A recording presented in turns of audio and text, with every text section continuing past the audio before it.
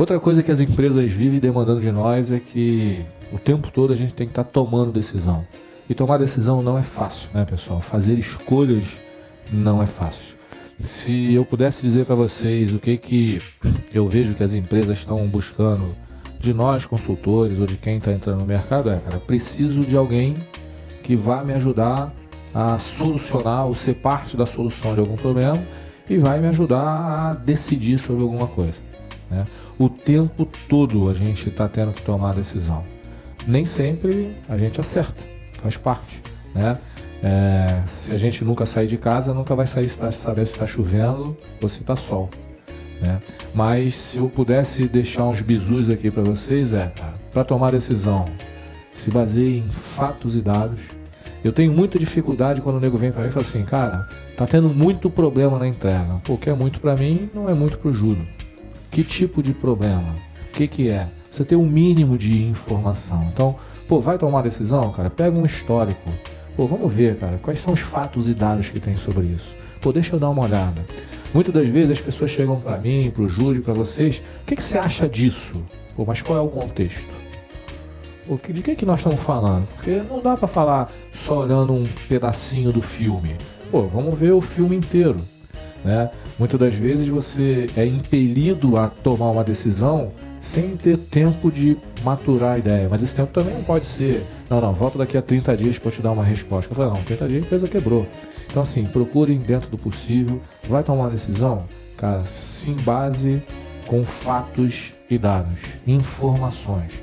Preferencialmente informações confiáveis, né? Cara, preciso ver o que está acontecendo. Por exemplo, paralisação dos caminhoneiros. Eu fiquei muito surpreso. No primeiro dia já sabia o que o caminhoneiro queria e no segundo dia já tinha dado tudo que o caminhoneiro solicitava. E a greve não acabou em 2 dias. Tinha lá os fatos ocultos ou as agendas ocultas. A gente também tem que saber isso. Então, vai tomar decisão? Procure fatos e dados.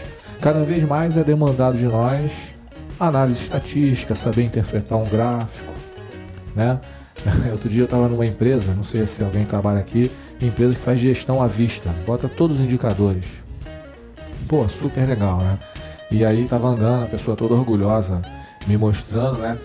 E aí tinha um gráfico assim que estava subindo, e ela toda feliz para mim. Falou, tá vendo como é que nós estamos melhorando o nosso desempenho? Olha só, ó, o gráfico está subindo, daqui a pouco nós estamos lá na lua. Eu falei, pô, mas esse é o gráfico de custos, hein? Aí ela, foi mal, né? Então, para ela, tudo que estava subindo estava melhorando. Mas estava lá escrito o custo com horas paradas de máquina. O gráfico estava subindo. E ela, pô, né? Claro que foi talvez um certo descuido. Mas, pô, cara, tem que ter uma dose de interpretação. Nem tudo que está subindo é bom, né? Às vezes precisa estar caindo. No caso do gráfico de custo, deveria estar caindo. Então, assim, tem que ter essa análise. Tem que fazer parâmetros comparativos.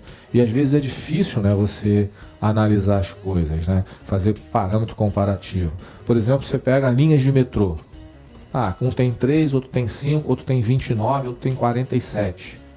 Dá só para tirar uma conclusão por a quantidade de linhas? Não, talvez você tenha que saber quantas estações, quantas pessoas transitam, para onde estão essas estações.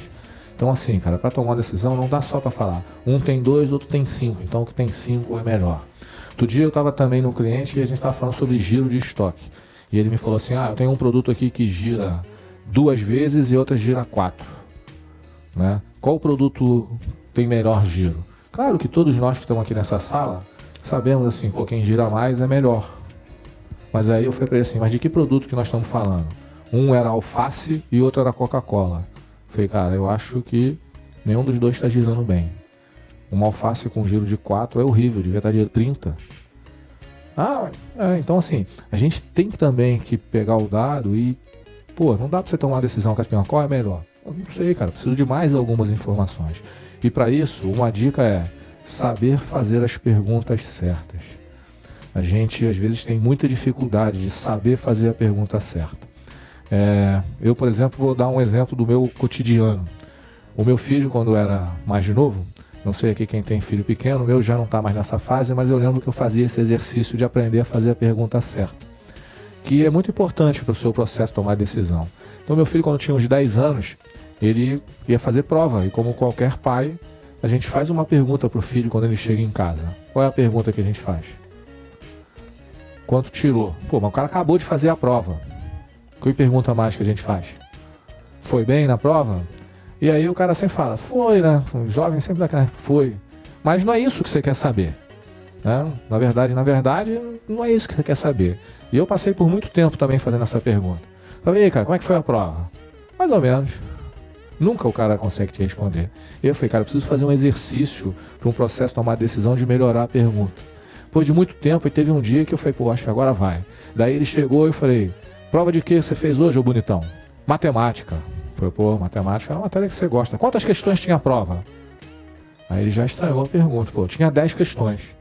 Tá, 10 questões. Quantas você sabia de primeira? 8. Pô, o cara que responde uma prova sabe 8 de primeira, parece que foi bem. Mas aí eu ainda continuei lá no meu processo de decisão, buscando fatos e dados. Falei, e as outras duas? O que você fez? Ele falou, uma eu chutei. Bom, chutou tem 50% de chance. 8,5 ele já estava tirando. E eu falei, e a última? Ele falou, a última eu usei um conceito de administração. Eu falei, você está de sacanagem, a prova era de matemática, você vem querer me enrolar, você usou um conceito de administração na prova de matemática. Ele falou, aqui em casa tem tanto livro de administração que de vez em quando eu leio e usei um conceito de administração. Eu falei, na prova de matemática, maluco, o que você fez? Ele falou, eu fiz um benchmark com a minha colega do lado. Você fez um benchmark? Ele falou, eu li que benchmark é copiar as melhores práticas. A minha colega do lado sabia tudo, eu olhei e copiei. Eu falei, cara, olha só quanta coisa eu descobri. Descobri que ele sabia 8, descobri que ele colava na escola.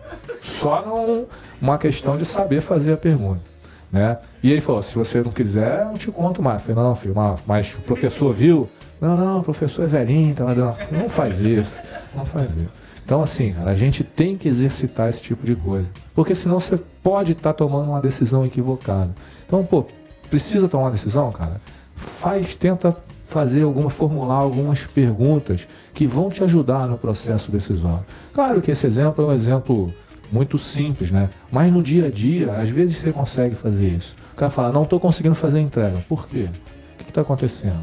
Pô, tá saindo muito tarde, vamos olhar. Não dá para falar, não tem jeito, tudo tem jeito. Pode ser que demore um pouco mais, um pouco menos, mas aí você não pode tomar decisão. Outra coisa, pessoal, às vezes para tomar decisão, tem que ter aquela respirada e contar até 10. Às vezes tem que contar até 1000. Recebe um e-mail, daquele que você dá vontade de...